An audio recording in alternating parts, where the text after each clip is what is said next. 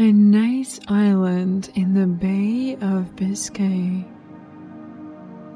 There is a small island of the western coast of France called Belle Isle and Mer.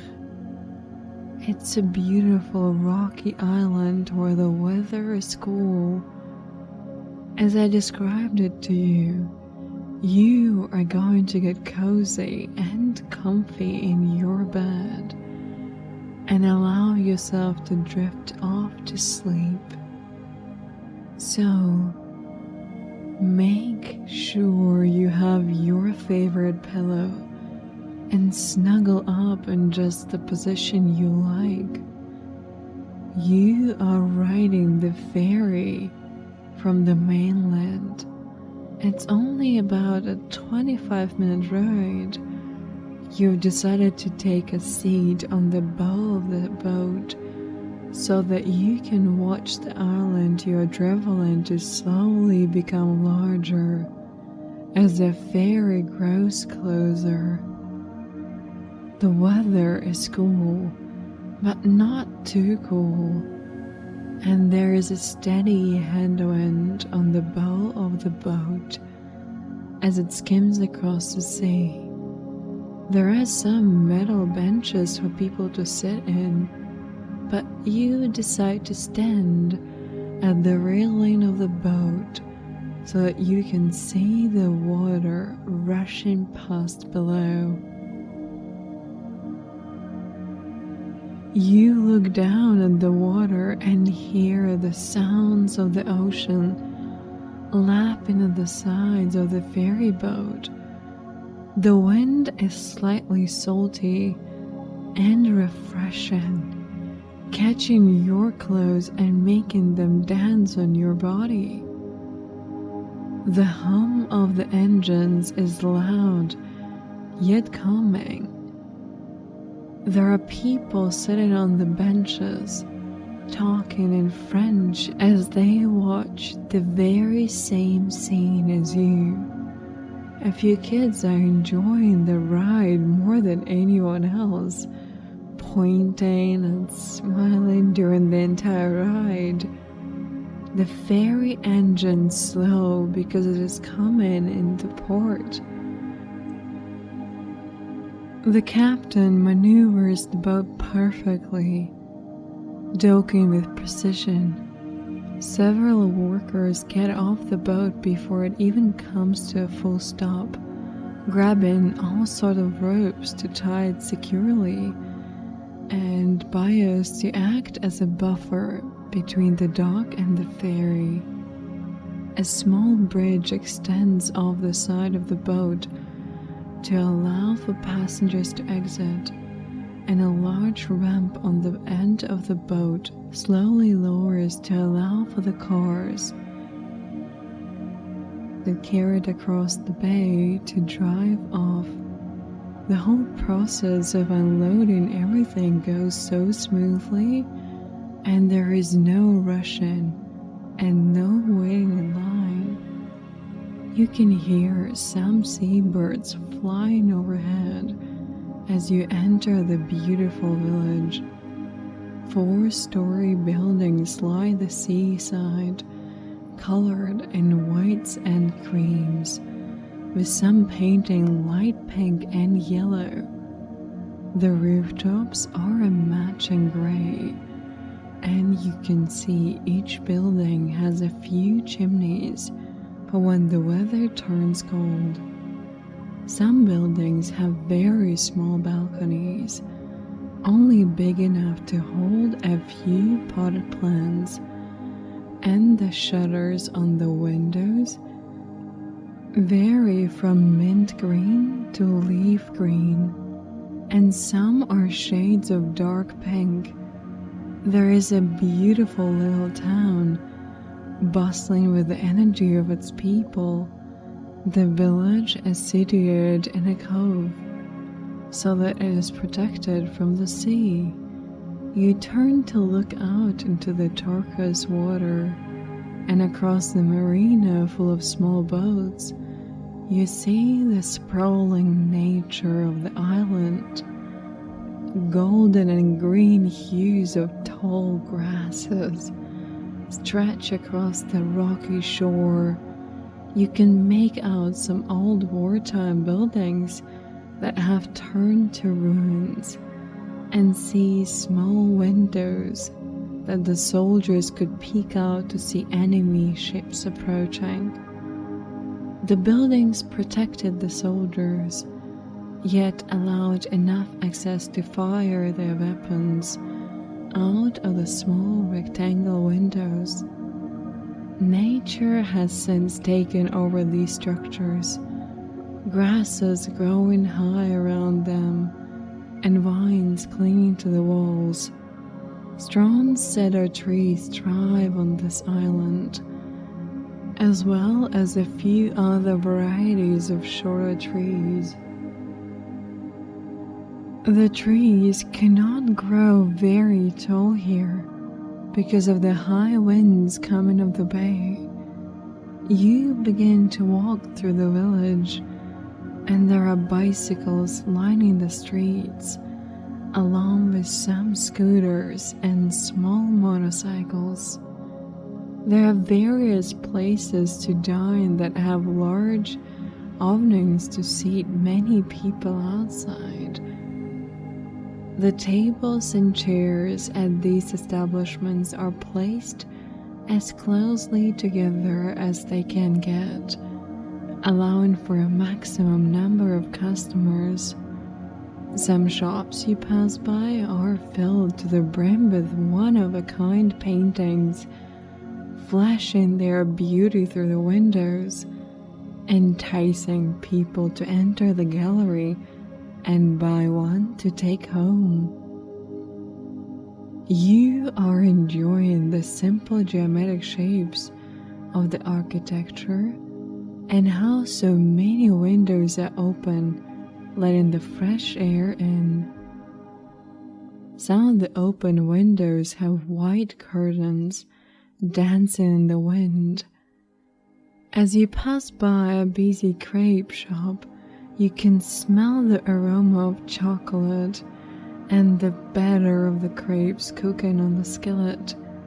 People are delightfully eating their crepes, and you can see them stuffed with various kinds of delicious ingredients. You'll stop by later to have a crepe or two, but for now, you want to walk along the nature footpath nearby to begin exploring this beautiful island. As you walk away from the village, there are several footpaths through the tall grasses that lead to various nature areas, ruins, or beautiful secluded covers with turquoise waters and sandy beaches. You decide to take the path that leads to the cliffside to see the beautiful signs of the windswept offshore jagged rock formations towering from sea below that Claude Monet painted many years ago. You walk along the beige-colored footpath that's so many footsteps before you have walked, and notice the low-growing plant life surrounding you are colors of sage greens. Smooth rocks aid as steps taking you up the cliff sides, and as you climb, you can see the cobalt blue horizon of the bay peeks over the hillside in front of you. You are careful with your step because a fall from this cliff to the sea below would surely be the end of you. The sound of the mighty ocean presents itself as a deep roar and low hissing and splashing sounds. Waves have been crashing and carving this landscape from thousands of years. You make it to the exact view that Monet once perched his canvas. It is spectacular. A dozen jagged rocks are congregating in the sea, growing from large at the base to more treacherous and narrower at their tops. No two are the same. They almost look like dancers striking a pose in the bay. From your vantage point, you're so high above sea level that you're somewhere looking down on these magnificent structures. Their tops do not even cross the horizon line where the ocean meets the sky. The only plant life that can grow on these rocks act as a dark green blanket covering the lower half, because the sea below is frothing with energy and the winds are demanding. This is not an ocean that you can swim in. The waves are viciously splashing against the cliffs and rocks, turning the turquoise water with bubbles. You watch the sunset turn the ocean pink and the sky violet. Find a soft place to sit and soak up this moment into your memories forever. The sunset is growing to darkness, and it's time for you to make your way to your hotel. You give one last glance to this beautiful scene and thank it for blessing your mind.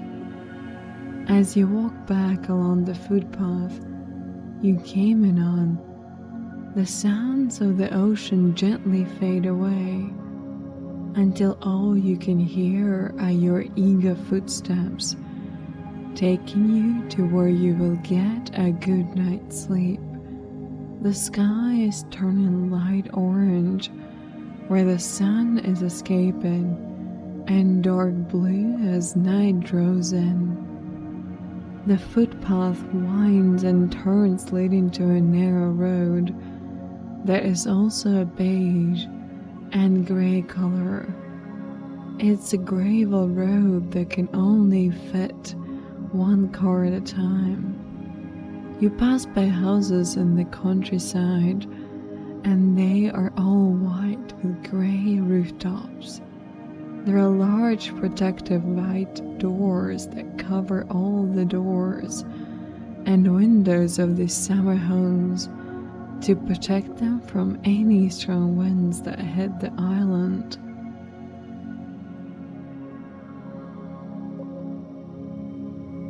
Most of these houses are closed up, but you see some are lived in by locals. As you walk down this road, magnificent cedar trees line your path. There are grapes growing in rows behind someone's home. You see roses blooming in all sorts of colors.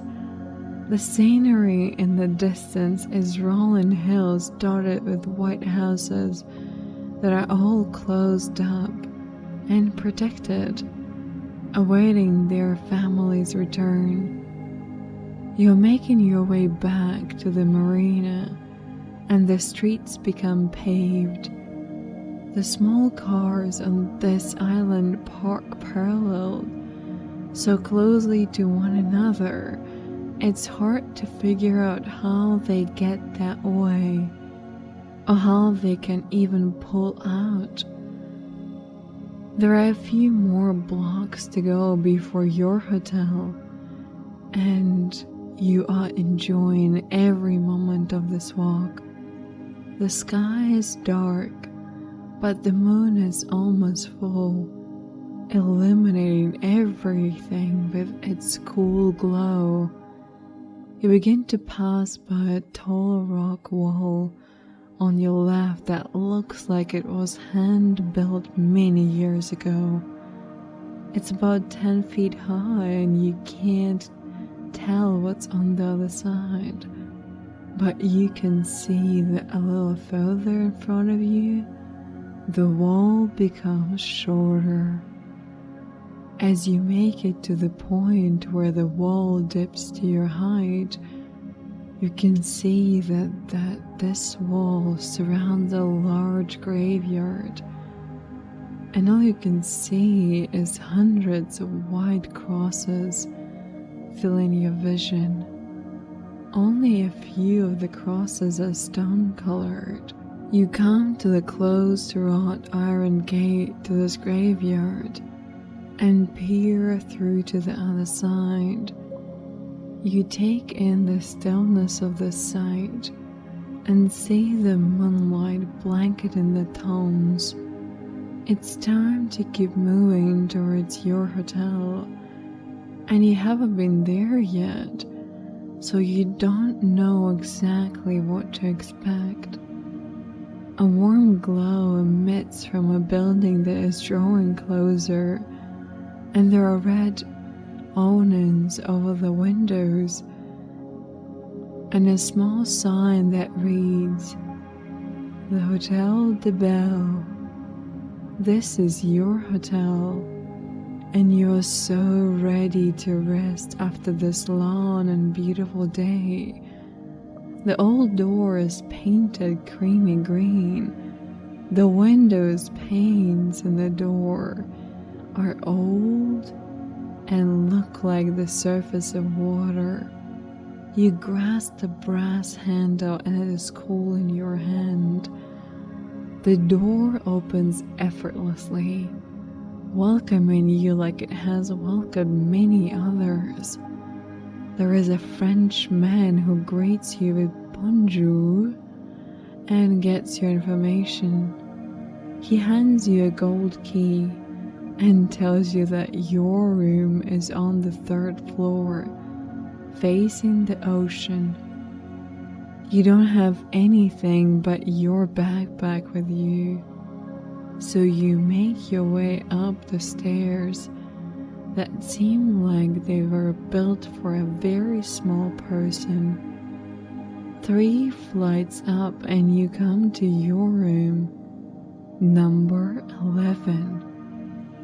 The old key slides into the lock and you open the door to a beautifully made bed with crisp white sheets and more pillows than anyone could need.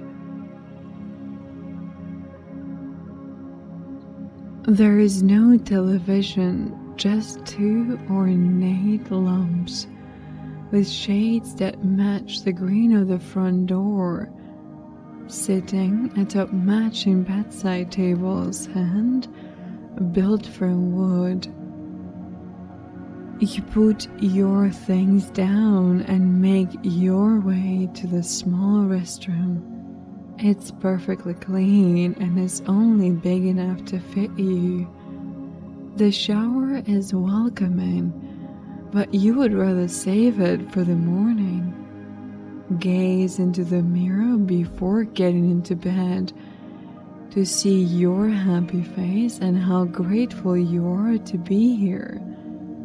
Make your way to the bed and turn the covers back. The sheets are softer than you imagined they would be, and this bed is very comfortable. Laying down and completely relaxing your body, you are surrounded by white pillows.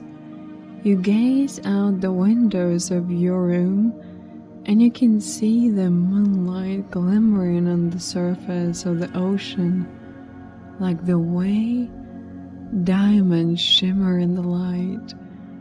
Allow your eyes to gently close now, looking forward to the day ahead. Good night and sleep wonderfully.